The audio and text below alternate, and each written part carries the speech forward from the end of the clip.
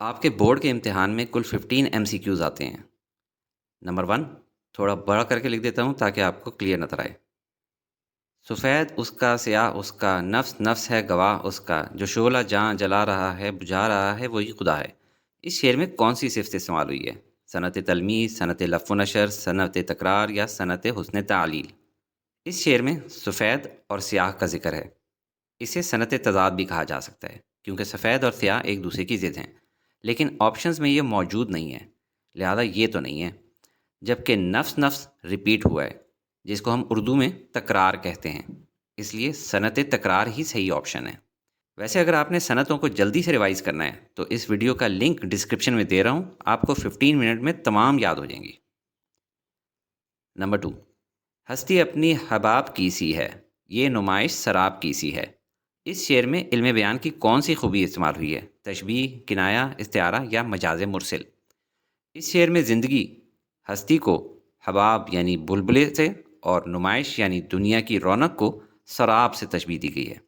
یہاں کیسی اور کیسی حروف تشبیہ ہیں، جو واضح کرتا ہے کہ ایک چیز کو دوسری جیسا قرار دیا جا رہا ہے، لہذا اس شعر میں علم بیان کی جو خوبی استعمال ہوئی ہے وہ تشبیہ ہے۔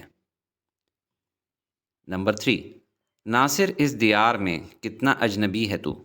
غزل کے اس آخری شعر کو قواعد کی روح سے کیا کہیں گے؟ مطلع، مطلع ثانی، حسن مطلع یا مقطع؟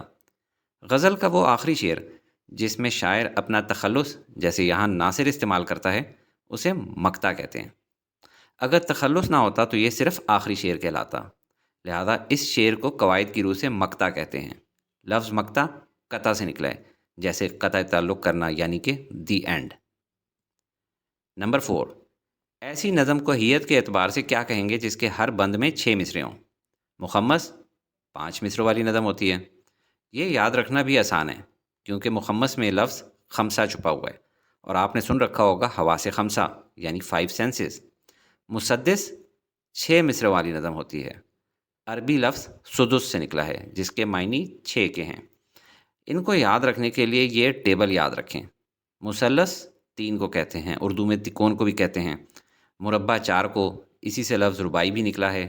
مخمس پہلے بتا دیا 5 کو کہتے ہیں، اور مسدس سدس سے نکلا ہے جو کہ قرآن میں میراث تقسیم میں 6واں حصہ ہے۔ قطع بند ایک خاص ترتیب کو کہتے ہیں۔ مثنوی 2 مصروں کے جوڑ والی نظم کو کہتے ہیں۔ تو درست جواب مسدس ہے۔ نمبر 5، درج شدہ میں سے کون سی نظم کا مقصد ارباب اقتدار کی خوشنودی حاصل کرنا ہوتا ہے یا فرمائش پوری کرنے کے لیے اسے لکھا جاتا ہے؟ مرثیہ، منقبت، قصیدہ یا مناجات؟ مرثیہ غم کے لیے استعمال ہوتا ہے، جیسا کہ عام طور پہ محرم کے مہینے میں سننے کو ملتے ہیں۔ منقبت بزرگوں کی تعریف میں لکھی جاتی ہے، جیسے نعت نبی کی تعریف ہے تو منقبت بزرگوں کی تعریف ہے۔ قصیدہ اس نظم کو کہتے ہیں جس میں کسی بادشاہ، امیر یا بااثر شخصیت کی تعریف و تمجید کی جائے تاکہ ان سے انعام و کرام یا خوشنودی حاصل کی جا سکے۔ اور مناجات دعا کے لیے ہوتی ہے، جیسے آپ نے علماء کی کتابیں دیکھی ہوں گی، مناجات مقبول یعنی مقبول دعائیں۔ اس لحاظ سے ارباب اقتدار کی تعریف کے لیے قصیدہ درست جواب ہے۔ بادشاہ سلامت کی شان میں قصیدے لکھے جائیں۔ نمبر 6، وہ ہر دن اسکول آتا ہے۔ اس جملے میں قواعد کی غلطی کی نشاندہی کریں۔ روزمرہ کی، محاورے کی، جملے کی ساخت کی یا جملے کی بناوٹ کی؟ روزانہ کی عام بول چال کے مطابق ہر دن کہنا درست نہیں ہے، بلکہ ہر روز یا روزانہ کہنا درست ہے۔ اہل زبان کی مخصوص بول چال کے خلاف ہونے کی وجہ سے اسے روزمرہ کی غلطی کہا جائے گا۔ نمبر 7، اسلام آباد پاکستان کا دارالحکومت ہے۔ اس جملے میں مبتدا کون ہے؟ دارالحکومت ہے، پاکستان یا اسلام آباد؟ دیکھیں، جملے 2 طرح کے ہوتے ہیں، جملہ اسمیہ اور جملہ فعلیہ۔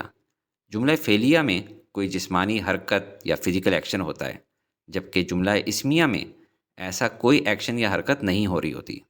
تو سوال میں جملہ اسمیہ ہے۔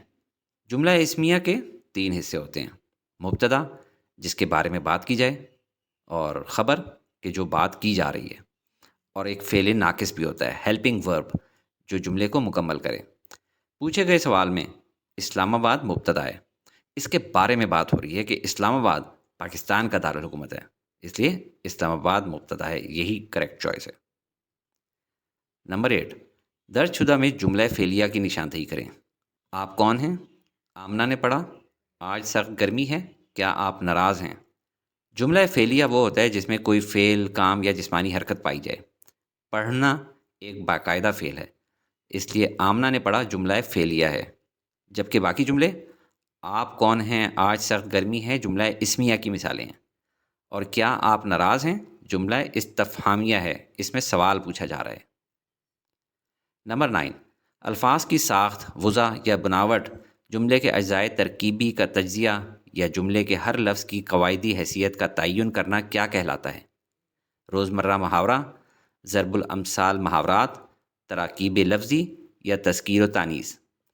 جملے کے اجزائے ترکیبی کا تجزیہ کرنا اور ہر لفظ کی حیثیت بتانا عموماً نحو یعنی سنٹیکس کے زمرے میں آتا ہے، لیکن یہاں آپشنز کے لحاظ سے اسے الفاظ کی باہمی ترتیب یا تراکیب لفظی کہا جائے گا، کیونکہ نہ تو اس بات کا روزمرہ محاورے سے کوئی تعلق ہے، کیونکہ ایسا تو ہم نے کوئی محاورہ نہیں سنا، نہ ہی یہ کوئی ضرب المثل ہے، نہ محاورہ، اور نہ ہی مذکر مؤنث ڈھونڈ رہے ہیں، لہذا تراکیب لفظی ہی درست جواب ہے۔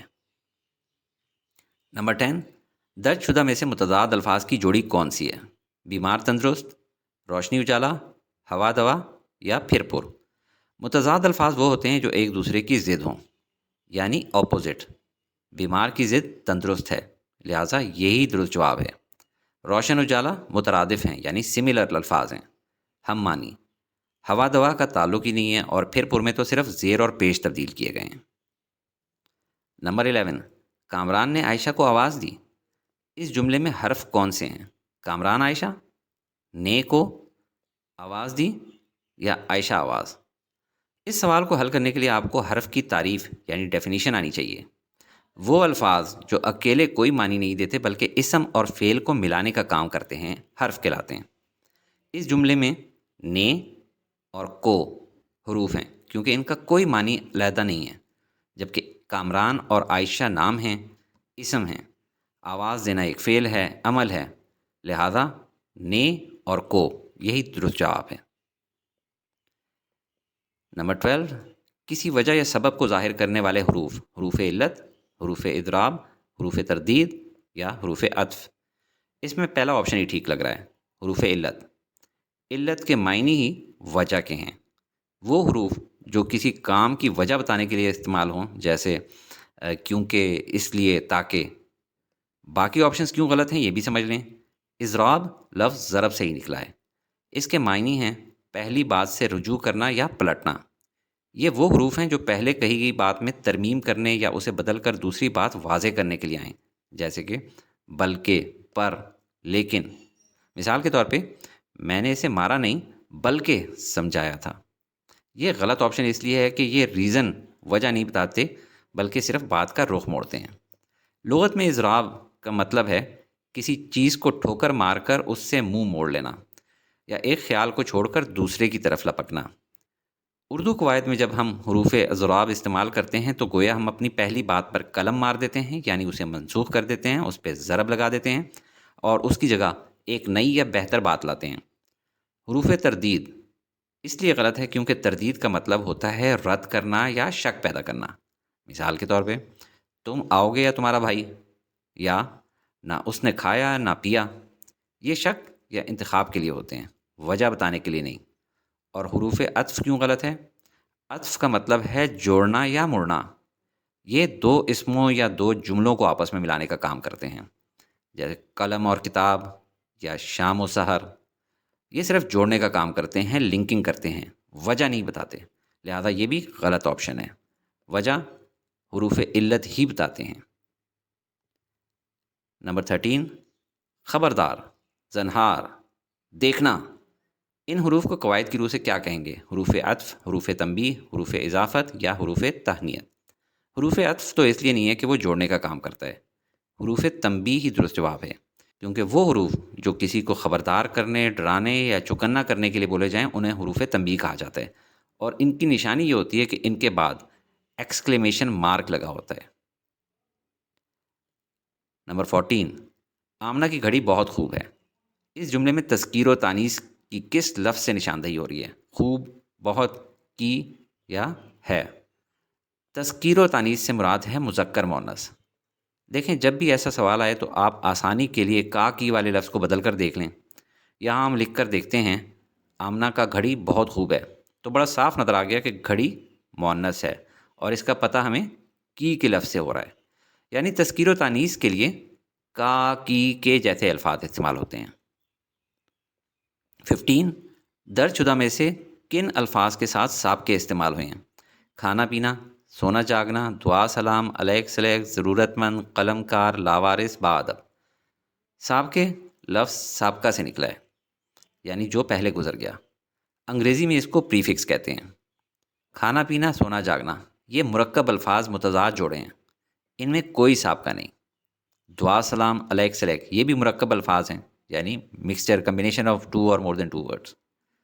ضرورت مند، قلم کار ان میں مند اور کار الفاظ کے آخر میں لگے ہیں، اس لیے یہ لاحقے کہلاتے ہیں، یعنی سفکس۔ لاوارث با ادب ہی صحیح ہے، یہاں اصل لفظ وارث اور ادب ہیں اور ان کے شروع میں لا نفی کے لیے سابقہ لگا ہے۔